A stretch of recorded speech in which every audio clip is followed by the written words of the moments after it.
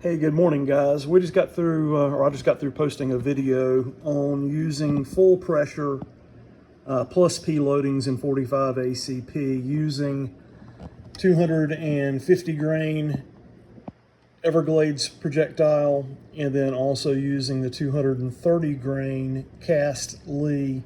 That's the truncated, excuse me, the truncated cone. And then beside it is the Lee 255 grain. And below the weights, I have the size of the met plates listed. So the 255 has a .35. That's a 35 caliber flat spot on the end of that bullet. On the end of the 230 is a 30 caliber flat spot. And on the end of the 250 is a 22 caliber flat spot. What's the importance of this? Experts tell us that the met plate on the back, or excuse me, on the front of the projectile is utilized in creating a larger permanent wound channel in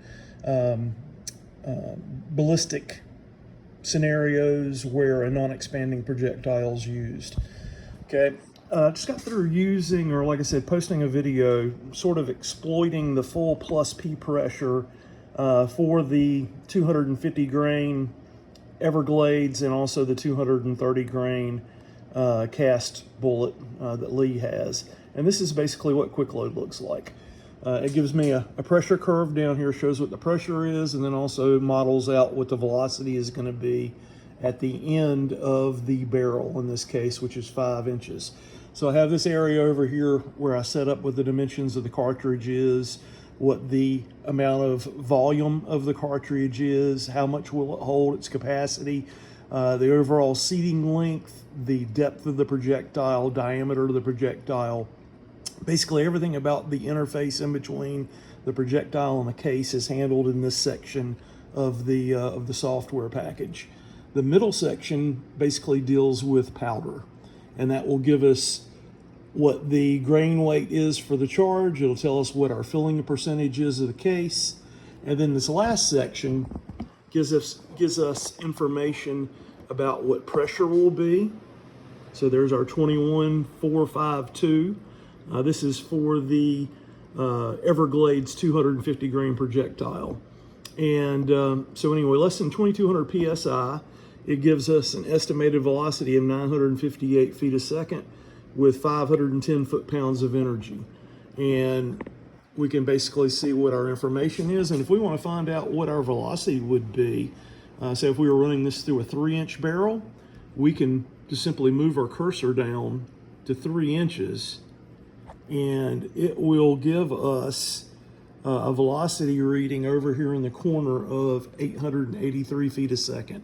So if you're going to shoot this through a compact short-barreled 911 or 1911, you'd be looking at 883 feet a second is what the forecasted velocity would be.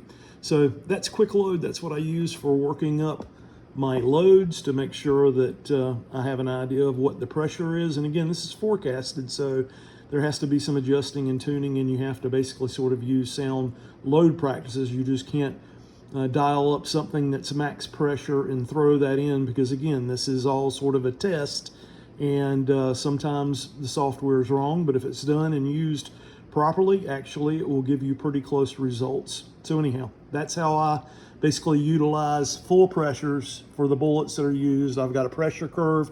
I know exactly where the max pressure occurs at in that loading, and I know what the estimated velocity is going to be. And if I wanted to take that in this load and run it through a 16-inch barreled weapon of a sort, it would even give me a velocity for that as well, simply by changing the barrel length in it. So that's quick load. I thought maybe this might be something that would be interesting and helpful in understanding how I go about loading like I do without blowing anything up.